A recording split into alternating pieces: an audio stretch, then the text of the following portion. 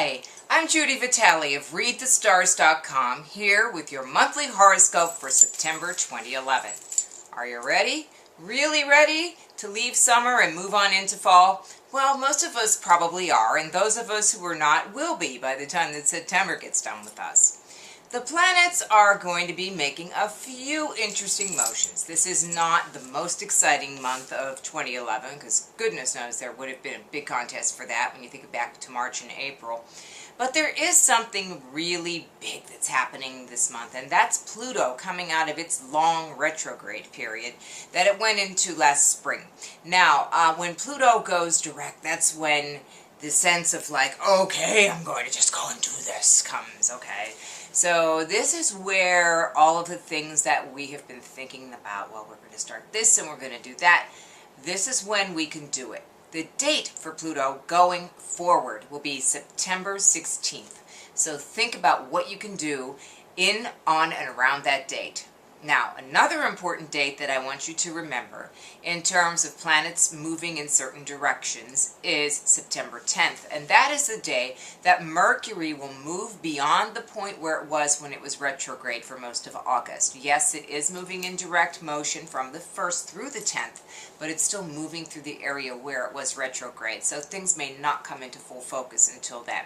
So work between the 10th and the 16th on getting something really big started, okay? So that's some good information right there.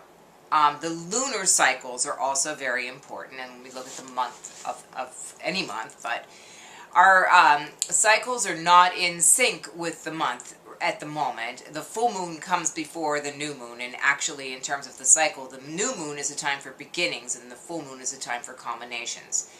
So I'm going to give them to you in chronological order, though, because the full moon on September the 12th will be in Pisces, and this is the culmination of the one that we had on Sunday the 28th. And this is a matter of feeling the spiritual worth of your material efforts. Okay, so I have the great job and I've achieved my goals and I've made so much money and I've done that. But what do I have in terms of my own sense of self-worth and what I am in terms of my connection to the world and the universe and all that stuff? So that's what you'll be thinking about perhaps at around that time.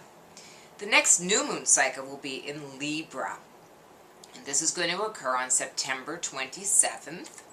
And at that point, it will be about relationships again. How, through my relationships, can I discover more about myself? So think about that around about the end of the month. Little Mercury is going to make a move once it's still in Leo at the beginning of the month, and it will move into Virgo on the 8th, and then on into Libra on the 25th. So there will be shifts in the way that we think and communicate. We'll go from being rather bombastic and vivacious to being rather exact and measured to being a little bit more even-handed, peaceful, desirous of keeping the quiet and tranquility that is an easy environment between people so that we can all work together. Venus will move from Virgo into Libra on the 14th. Mars will move from Cancer into Leo on the 18th. So those are the big dates that you want to think about. In terms of the other outer planets besides Pluto, Jupiter is retrograde in Taurus. Saturn is moving direct through Libra, so those of us with a lot of those cardinal signs, Aries, Cancer, Libra, and Capricorn, are going to be feeling that. It's making a lot of progress now. It's kind of booking along through Libra, and boy, I know I can't wait to get it out of there. I don't know about the rest of you. And then the other planets that are way out there, Uranus and Neptune, are retrograde. In terms of world events, I think that what this will mean, we will see some huge things happen around the middle of the month when Pluto moves forward. And we should probably be grateful that the other two are kind of, going back, resting and that kind of stuff, because we don't want them all working at once right now.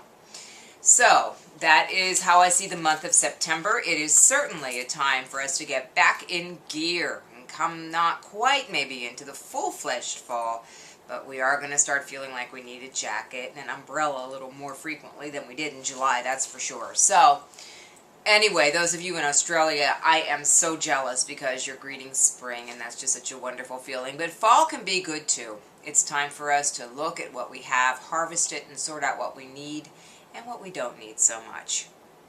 With that thought, I'm going to leave you for now. My name again is Judi Vitale, and you can reach me at Judi, Judi, at readthestars.com.